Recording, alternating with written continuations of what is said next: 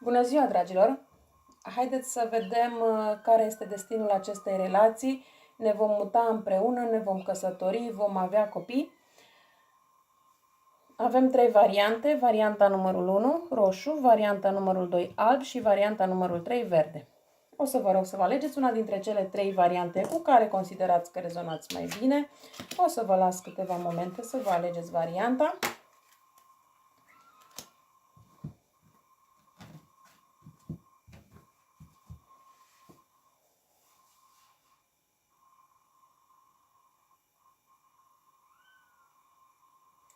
Ok, sper că v-ați hotărât. Dacă nu v-ați hotărât, puteți pune pauză și să continuați după. Iar eu, între timp, voi începe cu prima variantă și anume lumânarea roșie.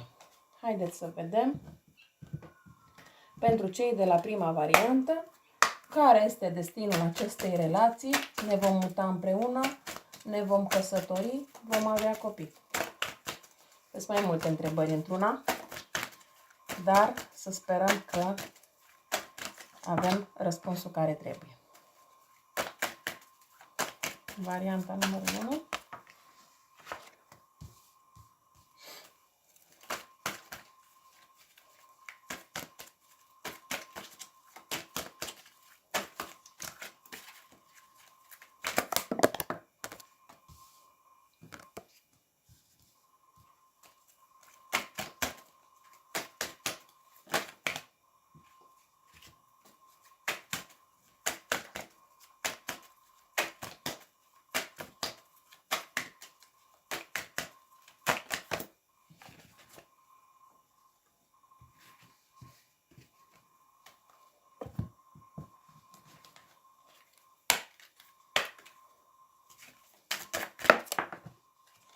Care este destinul acestei relații?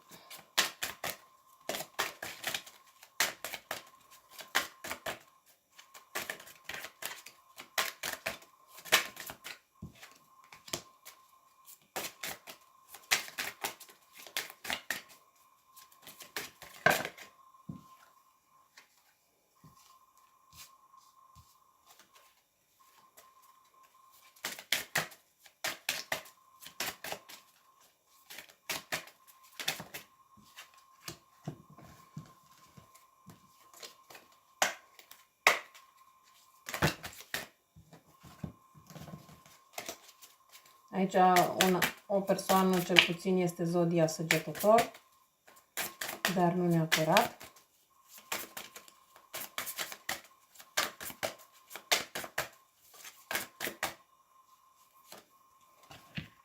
Văd că la voi tot așa multe cărți vor să iasă, deci le lăsăm așa. Aici, unul dintre voi doi este o persoană lacomă, slugarnic sau slugarnică, hrăpăreț, fricos, fricoasă, băgăreț, băgăreață, înclinat sau înclinată spre plăceri voluptoase. Deci, atenție mare puțin aici în această relație. Probabil că această relație este nouă și încă nu știți chiar totul despre persoana respectivă. Este bine să vă interesați și să fiți sigură sau sigur că într-adevăr vă doriți această persoană în viața dumneavoastră. Este o persoană superficială, o persoană cochetă, o persoană ispititoare, de multe ori indiferentă, neimplicată sentimental și înfumurat sau înfumurată. Da? Deci această persoană, dacă voi aveți impresia că această persoană vă iubește foarte, foarte mult, nu este adevărat. De asta vă spun, probabil se poate întâmpla ca această relație să fie abia la început și poate din cauza asta. Dar dacă este o relație care este de foarte mult timp și voi vă faceți iluzii în legătură cu această persoană, să știți că vi le faceți degeaba. De ce? Pentru că această persoană nu vă iubește și nu are nicio intenție de a fi cu voi. Destinul acestei relații, aș putea să spun că este unul mai negativ, în sensul că această relație se va termina cât de curând. Ori voi, ori cealaltă persoană, deja ați devenit plictisiți de această relație pentru că ați intrat într-o rutină, ca să spun așa, unde nu mai vedeți nicio atracție, nu mai vedeți, este o viață fadă și fără strălucire. Nu mai este acea relație care era la început. Într-adevăr, vă doriți o schimbare, vă doriți să vă mutați împreună, vă doriți chiar să formați un cuplu, o familie, să aveți copii împreună, dar vă spun clar, această relație nu va duce la nimic bun. Și dacă vă încăpățânați, să spunem, să aveți cu orice preț această relație, veți trezi la un moment dat că nu aveți stabilitate alături de această persoană chiar deloc. Dar asta depinde de fiecare în parte, v-am spus. Pentru cei care sunteți abia la început, mai există o șansă, mai există șansa să vă dați seama dacă într-adevăr această persoană vrea să fie cu voi sau nu. Pentru cei care sunteți în această relație de mult timp, e mai bine să-i puneți capăt pentru că nu vă va duce la nimic bun. Cu cât vă amână mai mult că da, lasă că o să fim împreună sau lasă că o să fie bine sau lasă că nu știu ce, cu atât amână inevitabilul pentru că această persoană nu-și dorește să fie cu voi.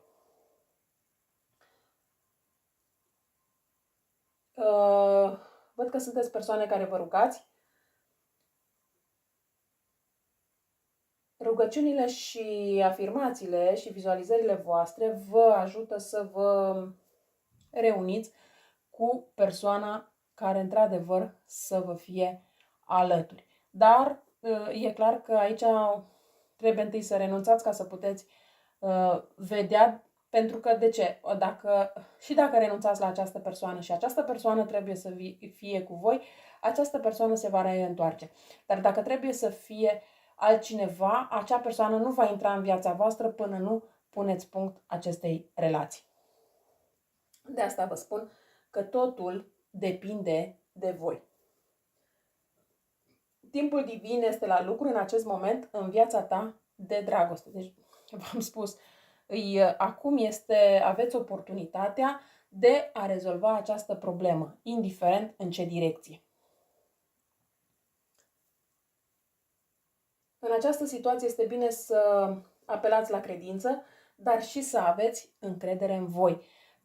Chiar dacă puneți punct acestei relații, trebuie să aveți încredere în voi că puteți întâlni persoana care să vă merite, dar și dacă această persoană este cea care trebuie și vă merită, atunci se va reîntoarce la voi.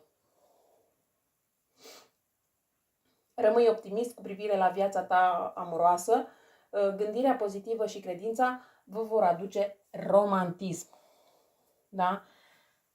Aici mai putem vorbi despre zodia Taur, Vărsător, Rac, Pești. Da?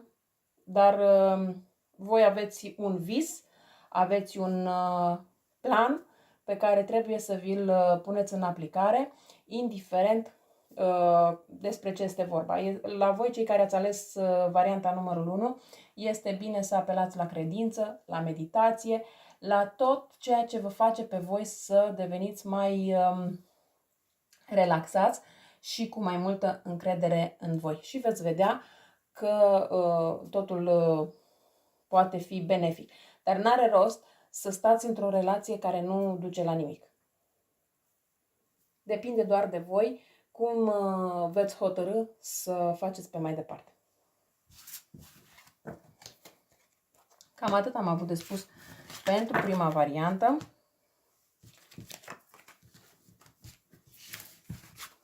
Și voi trece la varianta cu numărul 2, varianta albă. Haideți să vedem și pentru cei de la varianta numărul 2. Care este destinul acestei relații?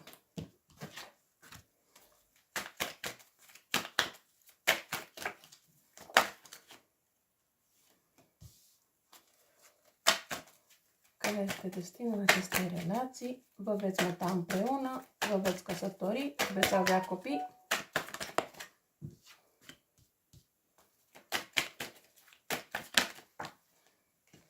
Wow!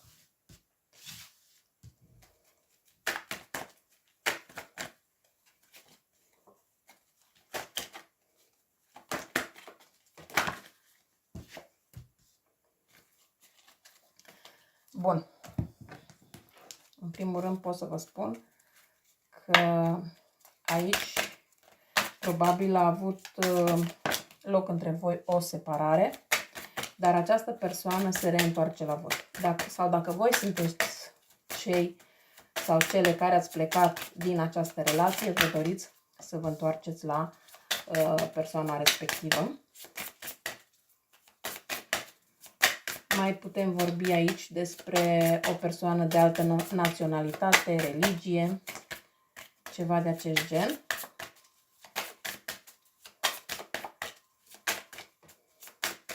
Aici, unul dintre voi, cred că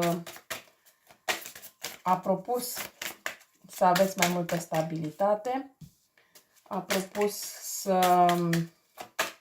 chiar să ajungeți poate chiar și la căsătorie sau să vă mutați împreună, să fie lucrurile un pic mai stabile. Dar cred că celălalt a refuzat.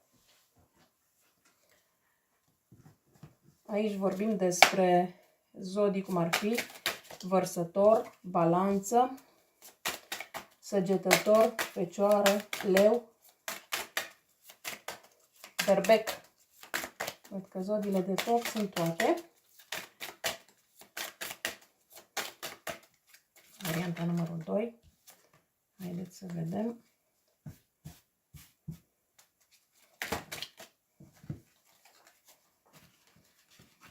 Bun.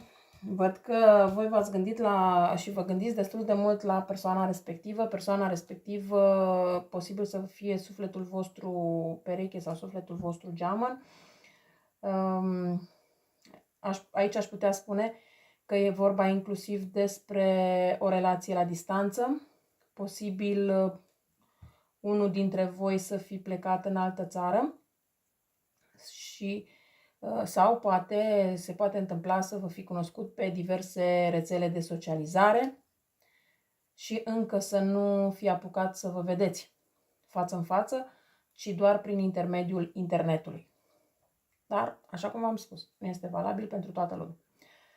Pe lângă asta, aș putea spune că vă doriți să vă cunoașteți mai bine. Pe măsură ce vă cunoașteți, interiorul unui altuia, iubirea voastră se adâncește.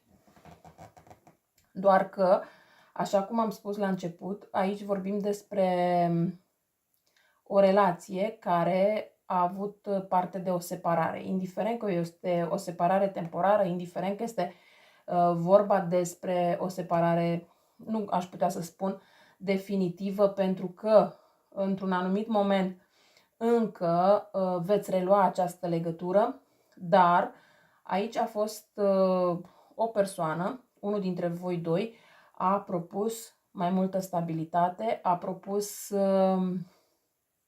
probabil o căsătorie, a propus ceva mai stabil, iar celălalt a refuzat. Probabil din cauza acestui refuz s-a produs și această separare. Acum, această persoană își dorește să facă o schimbare, dar încă își mai dorește să copilărească, încă își mai dorește să hoinărească, încă își mai dorește libertate. Da? Deci pentru că e conștient sau conștientă că în momentul în care se va întâmpla această stabilitate, nu mai poate face chiar tot ce vrea și când vrea. Iar voi văd că ați spus clar și ferm, dacă vrei așa e bine, dacă nu, nu. Această persoană așa cum v-am spus, va relua legătura cu voi, vă va recăuta, ca să zic așa, dar dacă nu mergeți în continuare pe aceeași idee de stabilitate, nu veți rezolva nimic. De ce? Pentru că această persoană speră încă să revină în viața voastră, dar, sau voi să veniți, depinde acum, puteți fi voi sau cealaltă persoană, să revină în viața voastră, dar în momentul în care iarăși spuneți problema de stabilitate, pleacă din nou. Deci încă nu este hotărât sau hotărâtă de a face acest pas de stabilitate. Poate că la un moment dat îl va face, dar nu acum. Deci dacă așteptați de la această persoană să facă anumiți pași, acum nu. Poate că la anul, când încă își dă seama că timpul trece și lucrurile nu pot continua așa. Dar acum nu. Deci destinul acestei relații în acest moment nu este unul de a fi voi împreună. Poate în timp, da, dar nu acum. Este cu toate că este o relație de la univers, o relație de la divinitate, dar atâta timp cât cealaltă persoană nu înțelege că trebuie să facă anumiți pași, voi nu aveți ce face și este mai bine să vă continuați viața. Dacă acea persoană se trezește la un moment dat, este bine, dacă nu, la fel de bine. Da, deci, clar, acum nu vă veți muta nici împreună, nu e vorba nici de căsătorie, nici de copii în acest moment.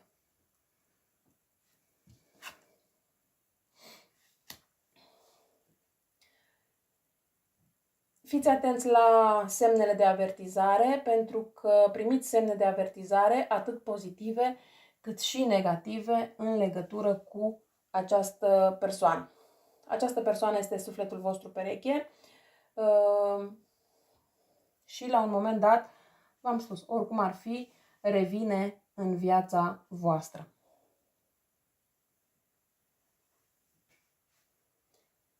Pentru a recuceri romantismul, încetinește-ți spiritul interior, tineresc de distracție să strălucească. Bucurați-vă de petrecerea timpului împreună pe timpul vacanței. Deci dacă aveți o altă opțiune, ca să zic așa, și aveți o altă persoană în jurul vostru, este mai bine să profitați de această situație, ca să zic așa, să vă bucurați de această persoană care vă poate fi alături, decât să stați și să așteptați această persoană care nu este hotărâtă ce vrea să facă pe mai departe. Foarte curând decideți ce vreți să începeți acum. Deci pentru unii, probabil chiar ați decis să nu mai așteptați această persoană pentru că nu este cazul, pentru că nu veți ști cât trebuie să așteptați și să începeți o altă relație. Pentru alții, probabil, aceste lucruri și aceste decizii vor urma în zilele următoare. Dar dacă vă așteptați prea curând ca această persoană să se întoarcă și să facă pașii care trebuie, nu. Deci nu, această relație nu va duce la o finalitate, cel puțin nu acum. Cam atât am avut de spus pentru varianta numărul 2 și voi trece la varianta cu numărul 3. Haideți să vedem și varianta numărul 3, varianta verde, care este destinul acestei relații. Ne vom muta împreună, ne vom căsători, vom avea copii. Wow!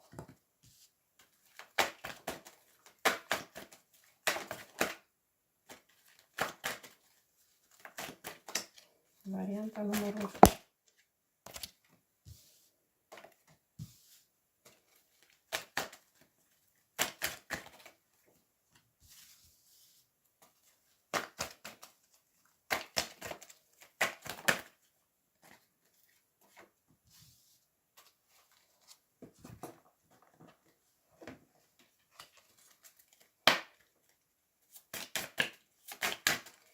Varianta numărul 3. Dacă toate au vrut să cadă, atunci le lăsăm pe toate, că probabil vor să ne spună ceva.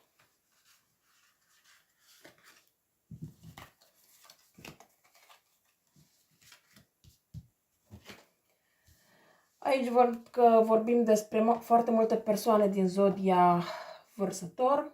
Pe lângă aceste persoane mai sunt Berbec, Leu, Balanță, Gemeni, Capricorn,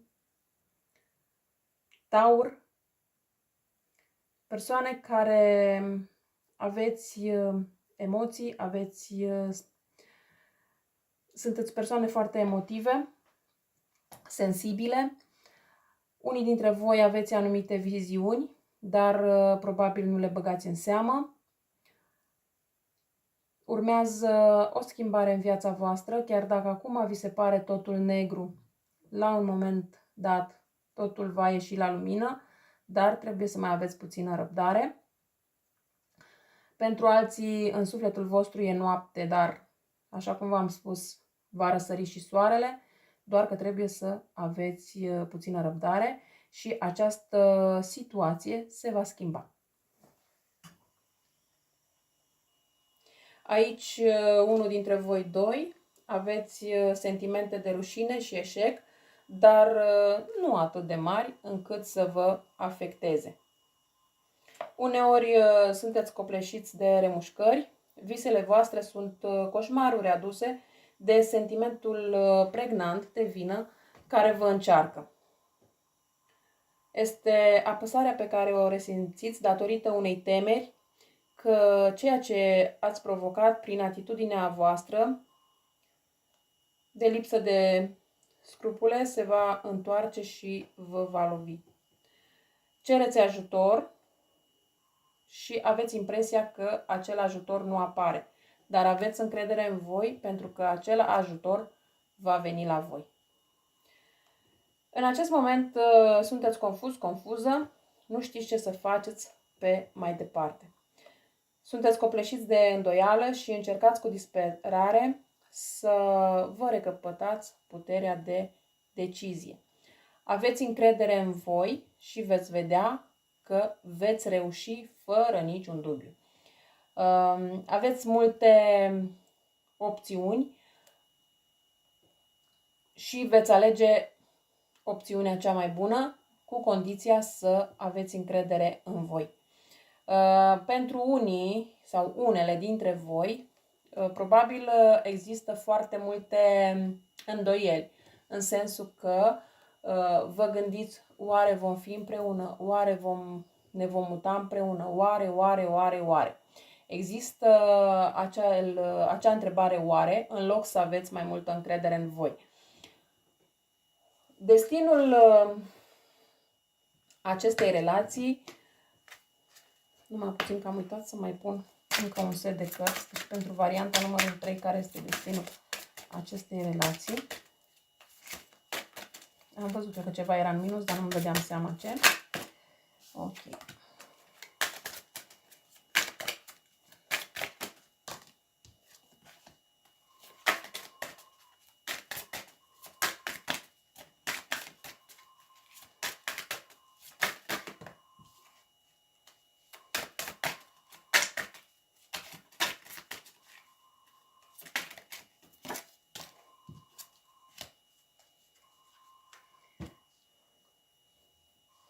Bun.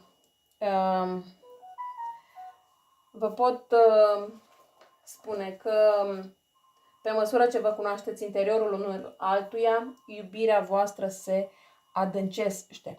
Pe lângă asta, voi sunteți o persoană destul de atractivă și trebuie să aveți mai multă încredere în voi, pentru că prin această atracție a voastră atragi iubirea romantică. Bucură-te de acest moment pe deplin și nu mai sta în permanență cu gândul oare ce se va întâmpla pe mai departe. Pentru că lucrurile vin în ritmul lor și divinitatea sau universul, cum vreți voi să numiți, știe cum să facă aceste lucruri ca să vă puteți bucura pe deplin de această relație. Dacă încă nu vă simțiți sigur sau sigură că puteți merge înainte cu această relație, puteți pune o pauză sau să vă separați pentru o perioadă scurtă de timp ca să vă dați seama, fiecare dintre voi doi, de sentimentele pe care le aveți.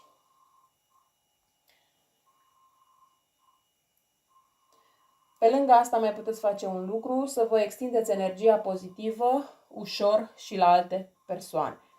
Dar ce pot să vă spun este că destinul acestei relații este ca voi să fiți împreună, să vă mutați împreună, să vă căsătoriți și chiar să aveți copii.